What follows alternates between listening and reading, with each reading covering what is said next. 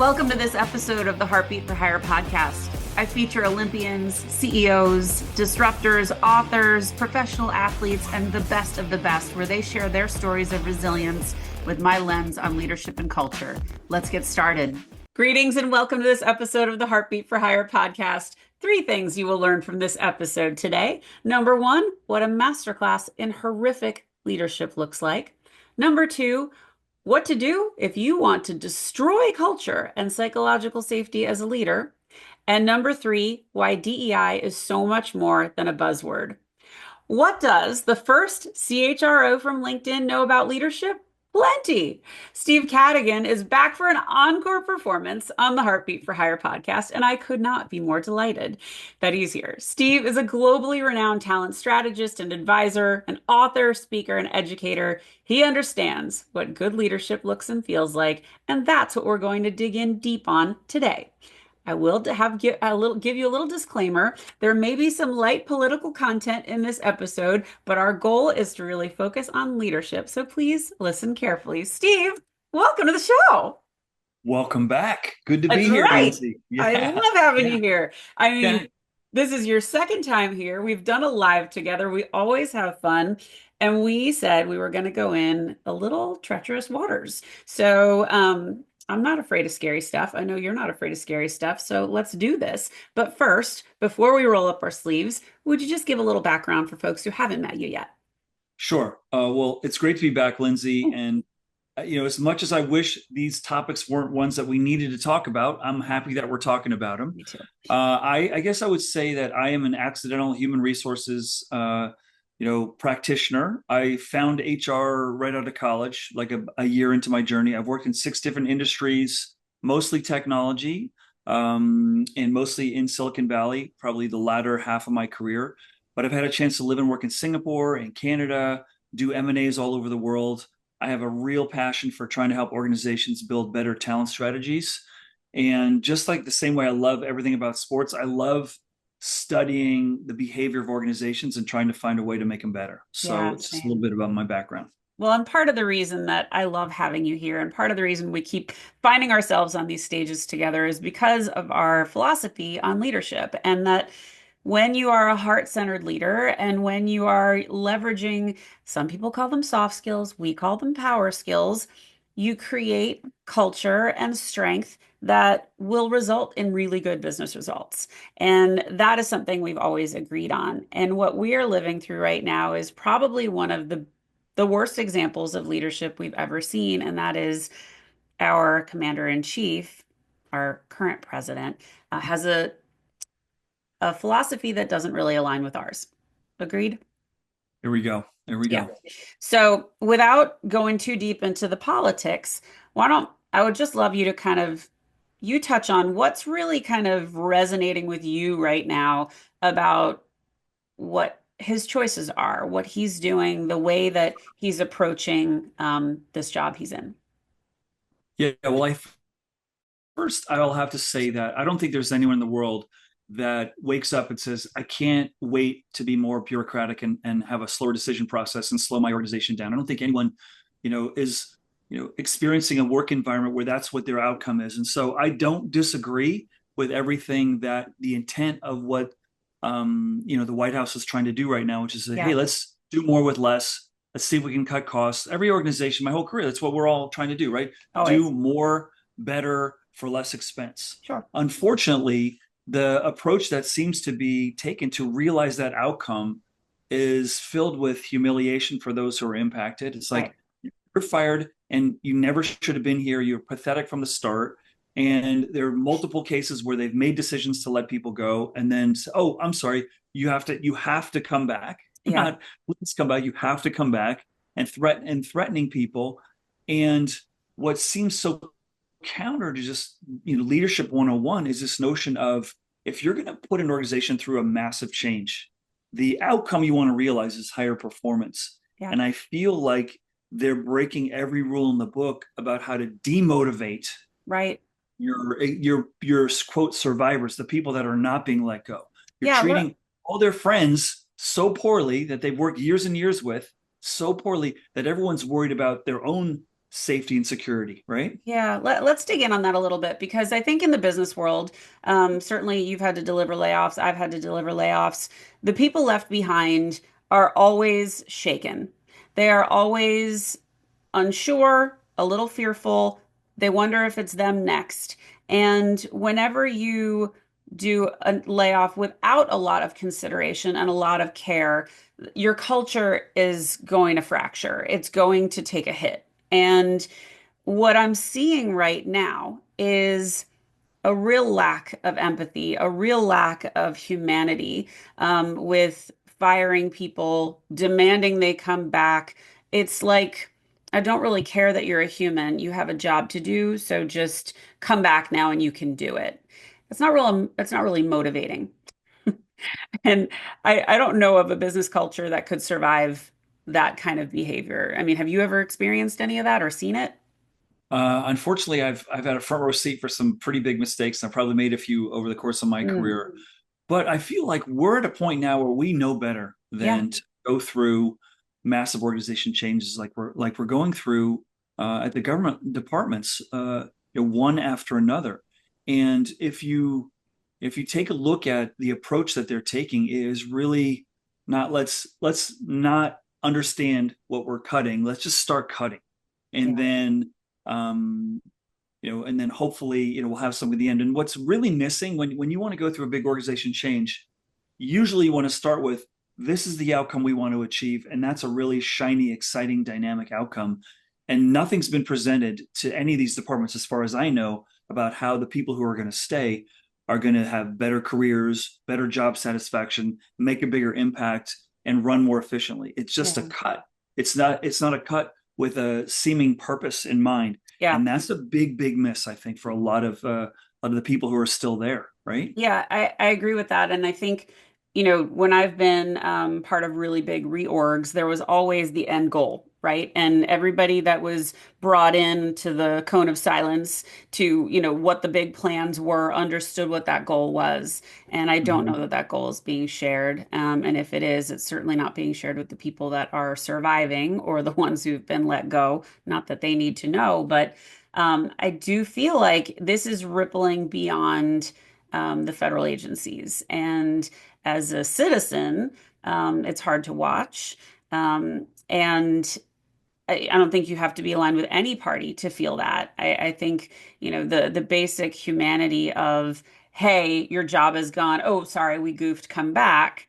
That wouldn't sit well with anybody. And as a leader having to deliver that message, that wouldn't sit well with me.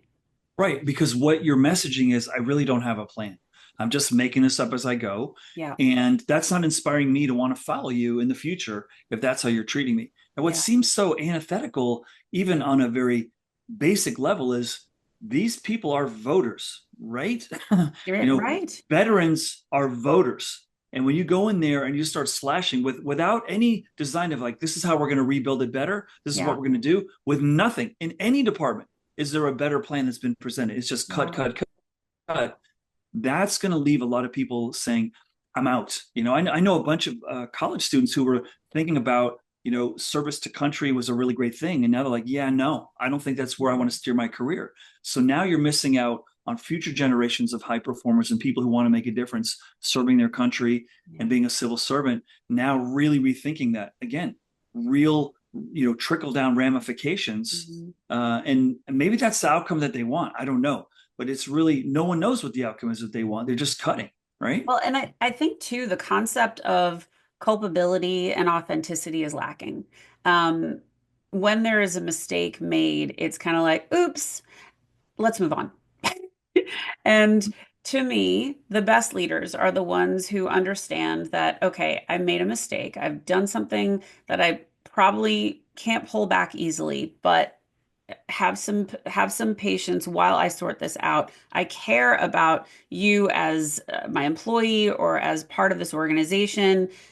I want to make it right. And it doesn't feel like there's a lot of that happening right now. Correct, correct. And they couldn't care less about it either. Like the Yeah. callousness with which they're bringing to the table to make those decisions. And to me, as sort of one of the people who's really influenced my thinking over the course of my career is Peter Senge. And he wrote a Mm. very famous book called The Fifth Discipline. It comes with a field guide. It's really a phenomenal book around human organizations are really systems of behavior, and everything's connected, right? So what seems to be missing is, when you treat people over here like this, the system is going to react over here like this, right? And Hmm. as people who've been in business for a long period of time, that's the strength we all build as leaders, is the muscle memory. When I let those people go last time because we didn't communicate well with the people who were staying so effectively, they wound up quitting. That's right. So next time we're going to be smarter around our internal communications. Yeah. I have no expectation that there's any internal communications around what's happening, why it's happening. Do you want to have a little venting session? None of that. So again, No. just a real lack of leadership muscle being displayed on a grand scale. So as you said, the master class of really awful leadership, and we Yeah. deserve better. Well, the intentional lack of transparency is making everyone uncomfortable. So I think the other piece of it too is the reverberation of these agencies that we rely on to Mhm. let us fly safely and to keep us healthy. And those kinds of moves are being made without a whole lot of consideration for the outcomes, and I think that's dangerous. It's one thing if you're running a software company. It's another thing when you have lives on the line, and that's troubling. So it's hard to watch. And you and I being of this philosophy of you take care of your people and they take care of the company, that is totally not happening right now. And in this case, it's taking care of our country, which is putting us on a world stage that we don't want to be on. That's right. And so, morphing this conversation in the direction of culture, what I would say is when you really build a culture of fear, you realize a culture of low performance. You Yeah. are not going to get the best out of these people right No, now. not at all. They're terrified that they're going to be next. They're like hunkering down. They're not buying anything because I better save all That's my right. money because I could be next and I don't know how much, That's cash right. I'm going to need until I get another job. So I'm not buying the new house. I'm not buying the new car. The Hmm. economy is going to get impacted. Yeah. And I thought that's what this party, that's what this president's all about, is like, we're going to Yeah. just fire up the economy. And I've yet to see decisions with how this government, efficiency program is going that are resulting in, my grocery store bill going down, simple things like that, Yeah. you know? No, it feels like as a country, we've moved into a scarcity mindset. We're really all kind of like, you know, hold on to every dollar. And I read a post today about how our economy, the backbone of the economy are the entrepreneurs and the ones who are actually investing in each other and creating community and really keeping things going. They're the innovators. They're the ones who are trying new things. And I think that's going to be the one saving grace of, keeping things moving. And it's really hard to get out of that scarcity mindset and to just say, okay, well, I'm going to invest in this when you don't know how stable your life is going to be. That's right. So That's right. pretty And we terrifying. learned that, going through hard times, various points in the history of the Yeah, country, people tend to be very conservative with their outlook and their spending habits. that's And right. that really slows things down very quickly. Yeah, I Yeah. agree. So let's shift a little into DEI because Mm, you and I have been on quite a LinkedIn moment with comments around this. And I yeah. think many people, we've seen what's happened to Target, who rolled back their DEI. I think their foot traffic has been way, way down ever since they did that. There's been a number of protests, but let's go back and just talk about why did we need DEI? Why did we need DEI in the first place? Yeah. I think the spirit of it, and I was not invited to the table when they Me neither. decided why we need DEI, but I think the spirit of it was, listen, we believe that the best outcomes happen when people who have traditionally not been offered the same opportunities Right. with education, with economic opportunities, are given more of an opportunity to have a seat at the Yeah. table, and that we all win, the tide all rises when disadvantaged groups are given more of an advantage. Hmm. And that's where I think it's coming from, Yes. right? And I think the tricky part has become that in how it's been implemented and how we've been thinking about it, it's become more of a checks the Yes. box exercise.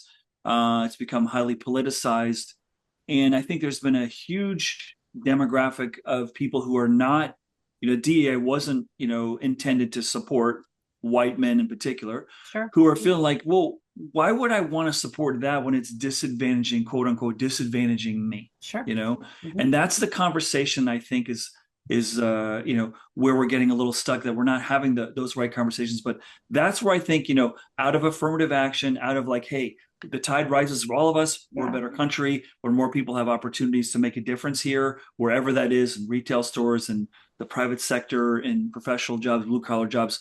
When that happens on college campuses, as a country, as a society, we all win. I think that's where it's coming from, right? Yeah, I think also I mean, it was really established to eliminate bias. I mean, there is so much inherent bias, whether you realize you have it or not. And, we see this with ATS systems, applicant tracking systems. We see this where you only have your worldview, you only have your frame of reference. So, Right. if there's a community you've never been exposed to, you likely have some assumptions about that community and they might be wrong. So I believe that the spirit of DE&I was to allow for other faces, other voices to be heard from. And I know from my own experience of building teams, I had a woman that worked for me, absolutely capable, one of my top sellers. She was phenomenal. And she raised her hand and she said, I'd really like to mentor someone on the team. And I watched her and she was, oh my God, Steve, she was so fantastic. And I asked her, I said, Emma, have you ever wanted to be a manager? And she said, Lyndsay, I would love to be a manager. I've just never had the opportunity. And I said, well, I Mhm. think you'd make an excellent manager. And the first opportunity I get to do it, I'm making you one. And Mhm. she's been a phenomenal manager ever since. But she was a Black woman in her late 50s when I brought her onto my team as a leader, and she's been kicking butt and taking names ever since. Yeah. But it took me saying, you've got talent. Why isn't anyone asking you if you should, be leading? And I think that's kind of the point, right? You really want to give people opportunities when they've earned them. Right. And that gets to, you're talking about like equity that of the Sure. D and I, right? That Yeah. in that specific situation. I think that's why this topic is really big. D and I isn't like It a is. thing. It's like very big. Diversity is a whole category, Yep. equity and Yep. inclusion. And so, the equity here's a problem we have in the world. I think it's a problem.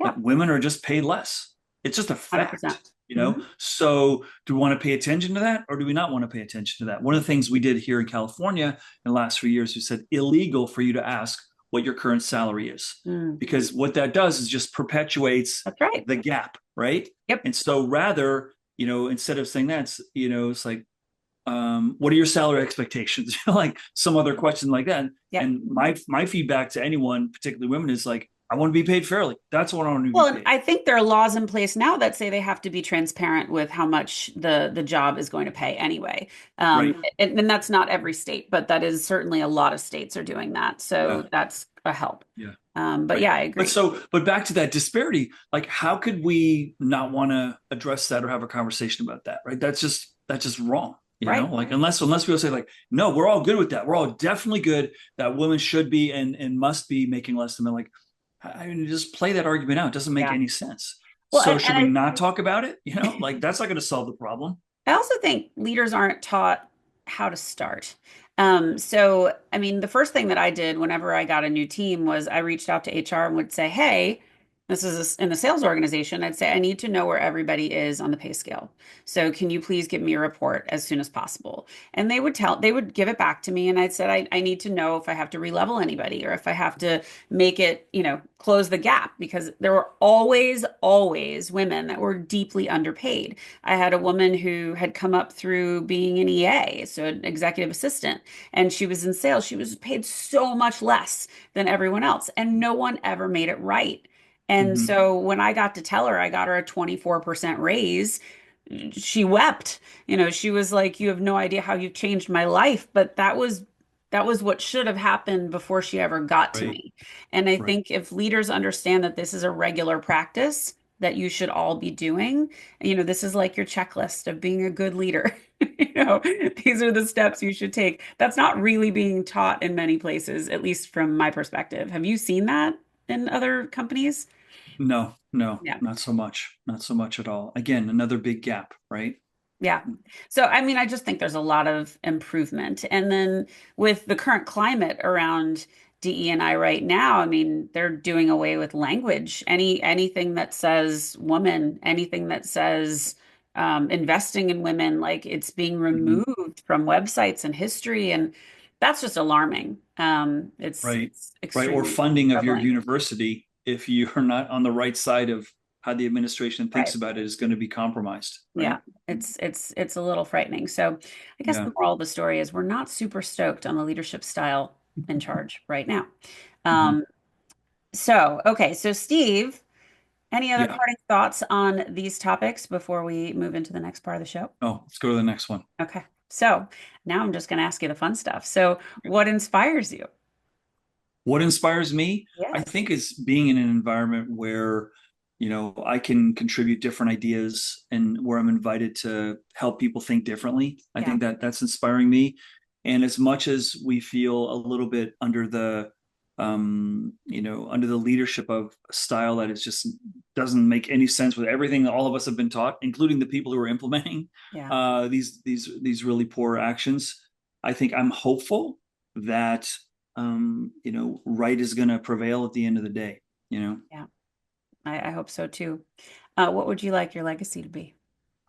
I guess my legacy would be that people look back and say, wow, that guy really helped me see the world a little bit differently and Mm. solve some problems and offer me a perspective I hadn't considered.